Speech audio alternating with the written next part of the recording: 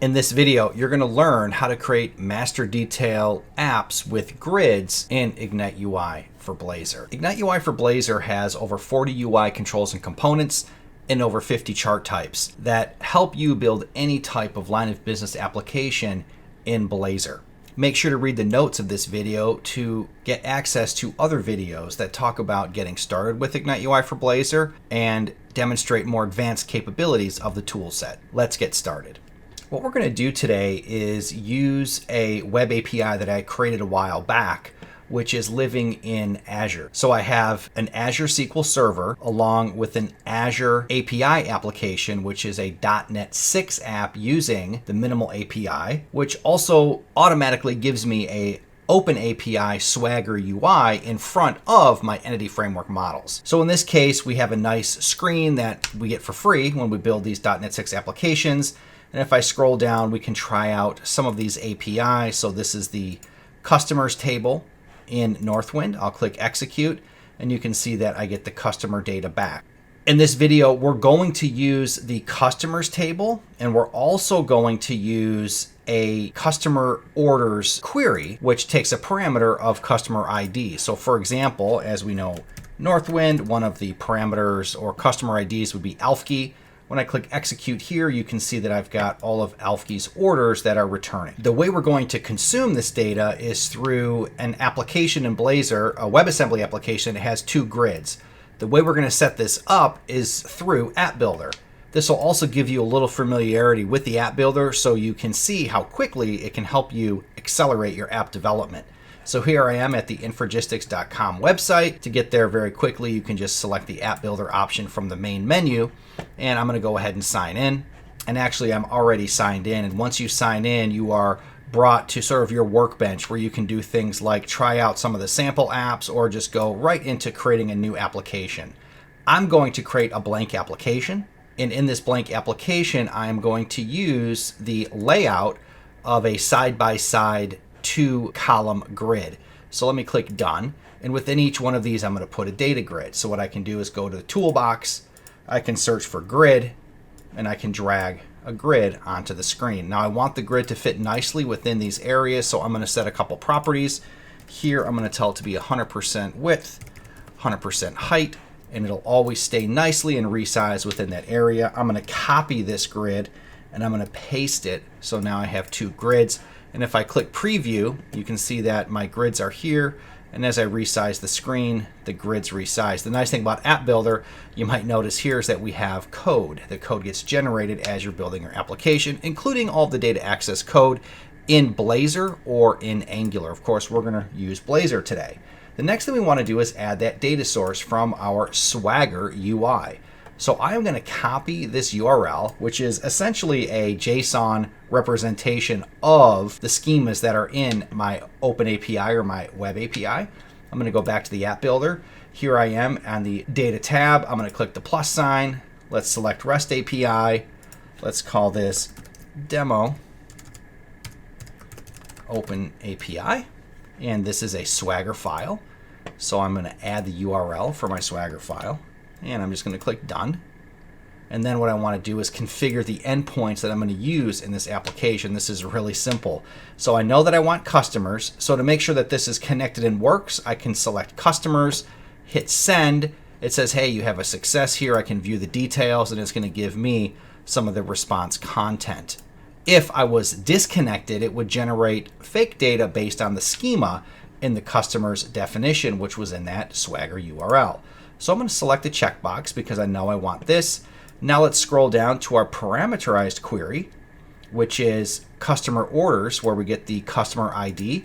Let's type in Alfkey, hit send, check the details here, and you can see that we do have the customer orders for Alfkey. So when I select one grid, I want the orders to show up in the other grid. It's the most common scenario that you can imagine when you're building out line of business applications. So once I click the next button, I'm just going to select all fields for both of my tables that I want, and I'm going to click done. Next, I'm going to select the grid on the left. I'm going to go over to the grid properties. I'm going to select my Open API, my Demo Open API customers table. And there you can see the customers show up. And here I will do the same for customer orders. And there we go. Alfke shows up. When I click preview, you can see that this is all working nicely. So now that I have all this set up, I'm going to download this zip file, or I could publish it to GitHub. I'm going to actually download it, open it up in Visual Studio, and then go ahead and finish this off to do the master detail. So let's go ahead and click this button and click download zip. So here we have our zip file. Let's go ahead and open this up. There's our untitled app Blazor zip. I'm going to extract all. And there we go. So let's go ahead and double click our project file. So here I am within Visual Studio, and we have our application. And the first thing that we're going to do is just run it so you can see what this looks like. So when it opens, it's restoring the NuGet packages for Ignite UI Blazor. So if I go here to Dependencies Packages, what you'll see is the most current Ignite UI Blazor package. It'll always be the most current when you're using the app builder. So let's go ahead and click Run. And the browser popped up over here, so we can see localhost popping up. And here is my customers list. And here are the customer orders. So you can see here when I select on the left, nothing happens on the right because we got to wire this all together, which is the next step. Very simple. Let's close this out. And I want to show you a couple things. If I drill into the data folder here, you can see that I've got the customer orders customer ID type. So this is actually that parameterized query, so it has the order information. Then I've got the customer type, so all of this was generated by the app builder. And then I actually have the service, which is calling the APIs and loading the return results into those models that you see. So here, if I move this over a bit, you can see that this is passing Alfke, and then here we have the parameter going in. We actually want to change this, right? Because when we click on a grid, we want to accept the parameter for the row that was clicked and then go and get that data from the server. So I'm going to say this should be a string, and we're just going to call it customer ID, like so. And I am going to comment this line out. And I'm going to go to the right here, and I'm going to change this to customer ID. So now this parameter will come in from the caller, which is my master page, and it will correctly get the orders from our web API living in Azure. So let's go ahead and go to Pages. Here's the master view that we created. Now the nice thing is when you use the app builder, it actually creates the grid. It sets a few properties on the grid, but even better is it generates all of the columns for you.